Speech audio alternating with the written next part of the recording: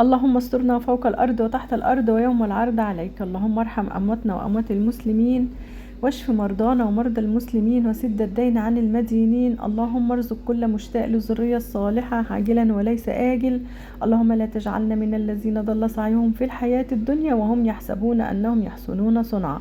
السلام عليكم ورحمة الله وبركاته. ازيكم حبايبي، عاملين ايه؟ يا رب تكونوا في أتم صحة وفي أحسن حال.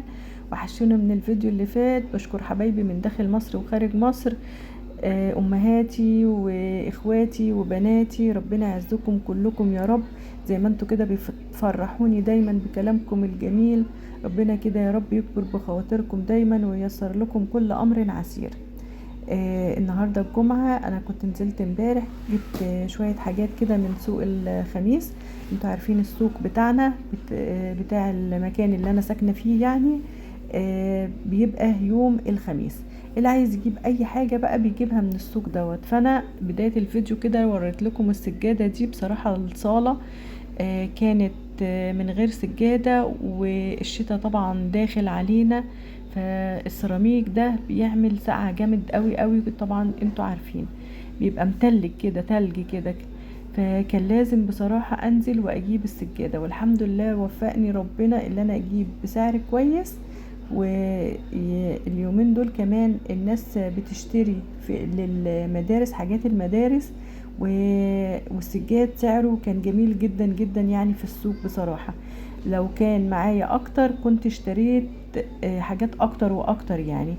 بس الحمد لله انا ما كنتش عاملة حسابي، انا كنت نازلة عشان اجيب تيشرتات للمدارس بتاع بناتي.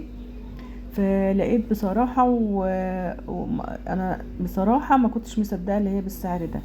يعني السجادة اللي انتوا شايفينها ديت في بداية الفيديو دي ب300 جنيه. ايوه ب300 جنيه. ولو كنت فصلت كمان كنت خدتها بأقل من كده، لان انا كمان لقيت فيها عيب بسيط، اللي هو الخطوط اللي هي اللي فيها ديت. هوريها لكم بس بعد ما كان لازم بس اكنس كده وامسح وانضف طبعا قبل ما افرش. طبعا الواحد كل يوم تقريبا كنس ومسح يعني، علشان السيراميك لما بيبقى عريان كده مش مفروش بيبقى معلش اعزكم الله بيتوسخ بسرعة. فلازم بيبقى مسح كده او يعني تلميع كده يوميا يوميا يوميا. فلازم والله انا ما كنتش عامله حسابي ان انا اشتري سجاد ولا اي حاجه خالص خالص خالص، بس كنت حاطه في بالي اللي انا هجيب يعني ايه سجاده في سجاده كده للايه للشقه. حاجه في حاجه يعني. والله والاعمال بالنيات. يعني انا في نيتي فعلا فعلا اللي انا ايه حاجه في حاجه. مش كله بيجي مره واحده. انا عارفه ان ما فيش حاجه بتيجي مره واحده، وخصوصا بقى المدارس وايام يعني. الحمد لله الحمد لله كلها ايه، ده عايز طلبات وده عايز طلبات، يعني مفيش رحمة. فاولا واخيرا كان نفسي فعلا اللي انا ايه اكمل فرش الشقة كلها، علشان في السقعة ما تبقاش برد يعني. فالحمد لله الحمد لله اللي انا ايه ربنا وفقني ولقيت حاجة زي كده. والناس عمالة بقى ايه يعني فعلا يعني كان كله نازل عشان لبس المدارس، اللي ما كانش بقى اللي بيتفرج وما كانش معاه انا شفت الحسرة في عيونهم يا جماعة اللي هم يعني عايزين يشتروا عشان الاسعار كويسة، وفي نفس الوقت بقى ايه مش عاملين حسابهم زي حالاتي كده. بس انا الحمد لله كان ايه معايا فلوس الحمد لله الحمد لله على قد السجادة ديت اللي هم ال300 جنيه. والله لو كنت فصلت برضو زيادة وكده هوت وكنت قلت لها لا، وكنت شفت اصلا القطع دوت اللي فيها، كنت هنزل من سعرها مثلا، كنت هاخدها ب250 جنيه. بس والله كل شيء اسمه ونصيب، وديت ارزاق ارزاق ومحدش عارف رزقه الرزق بتاعه ربنا شايلهوله فين ولا هيكسب منين. الحمد لله انا راضيه بيها، وربنا يرزق كل من كان. اللهم امين يا رب العالمين. مسحتها بقى مسحه خفيفه كده زي ما انتم شايفين، يعني المسحه اليوميه العادي خالص خالص خالص، عشان طبعا ايه ما ينفعش تتفرش سجاده جديده كده واحنا ايه مش منظفين. زي بالظبط كده البني ادم اللي هو بيغير هدومه وهو مش مستحمي، ينفع؟ لا ما ينفعش طبعا. اعزكم الله، ربنا يسعدكم كده ويفرح قلوبكم دايما يا رب العالمين. فرشتها. هي تعتبر اللي هو السجاد اللي بيقولوا عليه السجاد اللي هو التركي ده، اللي هي خفيفة بقى، يعني في اي وقت كده ايه اشيلها انضفها اغسلها بتتنضف بقى بسهولة، وبعدين بتمسك كده على الارض ما بتزحلقش، اللي هي ايه بتحطيها كده بتلزق.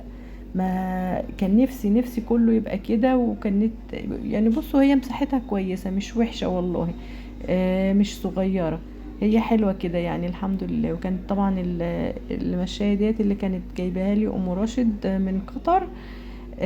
حطيتها بقى ايه، كنت غسلاها برضو كانت نضيفة خالص، حطيتها بقى معاها في الحتة الفاضية كده، وشلت الفرش اللي على الانتريه كده علشان يبقى ايه منظره شكله كده حلو كده، والواحد يتمتع بقى بشكل الانتريه وهو كده نضيف، يعني مش القماشات اللي عليه ولا اي حاجة. ده كان منظرها بقى كده اهو. قولوا لي ايه رايكم برضو، وربنا يسهل ان شاء الله بقى ايه اجيب واحده كمان لاوضه ملك. كنت عايزه بقى اعمل بصراحه فطار كده، ما كناش فطرنا، كان فطار بقى ايه، انا كان عندي البتنجان ومن فيديو المشتريات برضو اللي انا كنت موريهولكم. فهعمل البتنجانتين دولت مشوي كده، وهعملهم كمان بالايه بالطحينه والدقه كده هوريها لكم. هي دقه كده بسيطه كده بس بتخليه طعمه جميل قوي. سبتهم يبردوا بقى، وكان عندي كيس من الفول، قلت كده شكله كده ما كانش هيكفي، ولقيت عندي طبق البطاطس ده.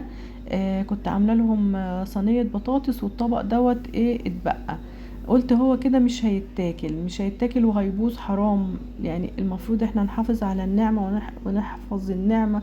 ربنا يحفظنا ان شاء الله، وربنا كده يا رب يرزق اهل اخواتنا في غزة وفلسطين وفي كل البلاد المستضعفة يا رب العالمين.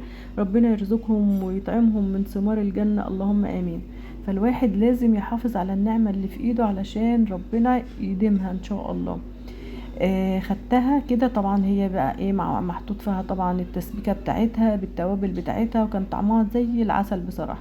حطيتها على الفول كده وهرستها بالهراسة كده اهو، زي ما انتوا شايفين كده اهو. كده كده انا وانا بسوي الفول بحط عليه ايه بشر بطاطستين 3 علشان يديله ايه السمك ويبقى حلو.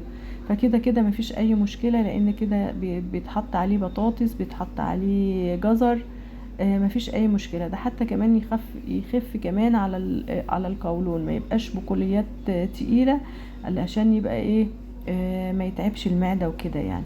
فما شاء الله عملوا حبه كتار كده، عرفنا بصراحه نتغدى ساعتها. و... يعني الحاجه اللي بتبقى موجوده في البيت نستغلها استغلال صح، علشان ربنا ايه نحفظ النعمه، ربنا يحفظنا. حطيت عليها شوية مية كده، وحطيت التوابل وحبة زيت وحبة ملح صغيرين، يعني تبلته كده بالتوابل ايه اللي انتوا تحبوها، وسبته يسخن على بال ما قشرت البتنجان على فكرة انا ما بحطش عليه زيت خالص بعد ما بيخلص، بس اديت له شطفه بس كده على الايه تحت الميه، علشان كان في قطع مسود. انتوا لو لقيتوه ما فيه يعني القطع الصغيره دي مش موجوده، مش لازم تشطفوه خالص يعني، هو طبيعي كده بينزل ميه منه فيه، مش لازم ابدا زيت، كفايه زيوت، نقلل من الزيوت بقدر الامكان. وهرسته برضو بالهراسه. على فكرة المشوي من فوق بيبقى طعمه جميل قوي، احسن كمان لما بنحطه داخل الفرن، داخل فرن البوتاجاز يعني. بصوا شايفينه ابيض ازاي، هو كان يبان الاول اللي هو في حتت مصفرة كده، بس لا بيبقى ابيض. حطيت طبعا عصير ليمونتين كده، وحطيت شوية خل محترمين، وكمان زي ما انتوا شايفين كده التوم، لازم يبقى التوم بتاعه يا جماعة طازة، ما تحطوش التوم البودر، لا حطوا توم طازة كده علشان يبقى مغذي وفوائده كده تبقى ايه بزيادة. التوابل بقى بتاعتي، التوابل ديت فيها كزبرة وفيها كمون وفيها فلفل اسمر وفيها بابريكا، وطبعا الطحينة ده شيء اساسي، ممكن يتعمل من غير طحينة والله، بس بصوا بتوديه في حتة تانية. وكمان بقى لما تزودوا الطحينة شويتين كده فيه بيبقى تحفة تحفة تحفة.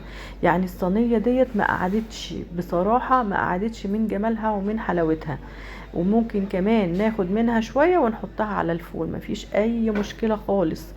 بالعكس فيها كل المكونات. الطحينة بتتحط على الفول برضو، والتوابل والبتنجان كده كده بناكله مع الفول، فمش مفيش اي مشكلة. يعني هما الحاجتين اللي انا عملتهم دول، الفول والبتنجان، يتحطوا على بعض مفيش اي مشاكل. زي ما قلت لكم زودوا حبة الطحينة شوية، هتوديها في مكان جميل جدا جدا، طعمها بيبقى رائع بصراحة.